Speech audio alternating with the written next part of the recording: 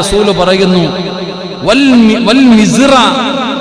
അല്ലാഹുവിന്റെ വിശുദ്ധമായ നബി സല്ലല്ലാഹു അലൈഹി വസല്ലം തങ്ങൾ പറയുന്നു, കള്ളുകുടി, ചൂതാട്ടം, ചെണ്ടവാദ്യവും തമ്പേറും ഹറാമാക്കിയിരിക്കുന്നു എന്ന് നബിയുനാ റസൂലുള്ളാഹി സ്വല്ലല്ലാഹു അലൈഹി വസല്ലം. അല്ലാഹു നമുക്ക് ഈമാൻ നൽകുമാറാകട്ടെ. ഇവിടെ മക്കളല്ലേ പോലെ വലിയത് കഴുത്തിൽ കൂടെ തൂക്കിയിടുന്ന അടിച്ചുകൊണ്ട് നടക്കണത്. കഴുത്തിൽ കൂടെ തൂക്കിയിട്ടുണ്ട് കല്യാണ വീടുകളിലൊക്കെ അടിക്കണ്ടിട്ടില്ലേ? അല്ലാഹു നമുക്ക് ഈമാൻ നൽകുമാറാകട്ടെ.